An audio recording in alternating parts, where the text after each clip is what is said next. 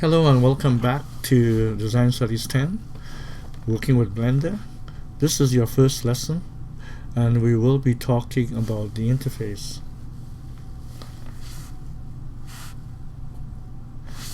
I have an object on the screen and I'll use this to show you how we navigate in Blender. This area is called a workspace, where this house is. To move around in the screen, you use the middle mouse button. If you hold it down and then move around the mouse, you can pan around the object. If you hold down the shift key together with the middle mouse button, you simply displace the object. Left, right, up, down. This is a gizmo here. If you're a little bit difficult to move around or navigate the screen, just click on the little gizmo with your left mouse button and do almost the same thing. Obviously you need a keyboard and a mouse with a scroll wheel or 3-button mouse.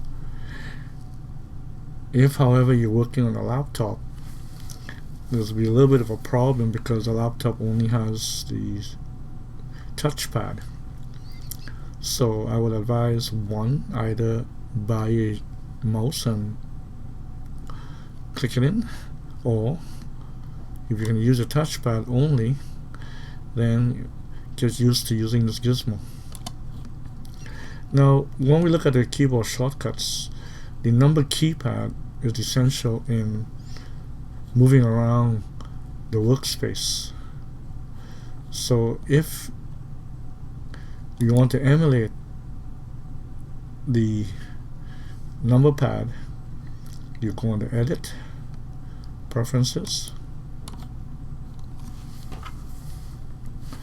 and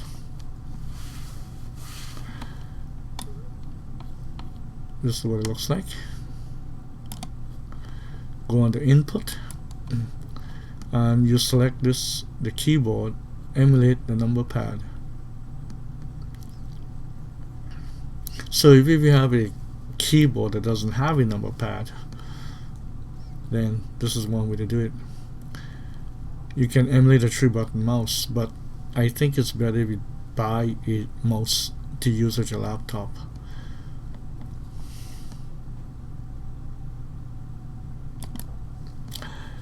We have a main toolbar on this side depending on what mode you're working on. Object mode, toolbar is this big. Edit mode, you have that. The other mode, sculpt, may or may not change. Weight painting, see, it changes. So your toolbar reflects what mode you are working on. This is the main menu on the top.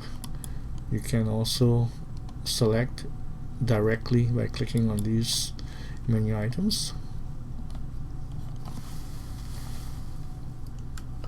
Modeling, sculpting, and your scene changes. So let's go back to modeling, and we are really close up. So you use the scroll wheel. Another thing to use the scroll wheel is to zoom in and zoom out. You can actually go inside the object, so your object is essentially hollow. On the right hand side you have the scene collection, meaning what's in your workspace, and then you have context menus. I'll explain these as we go along in our projects. There are other little icons up here, but the main one you should look at is this one, the camera view. See, this is what the camera is seeing, which is inside your house at the moment. and that's the interface.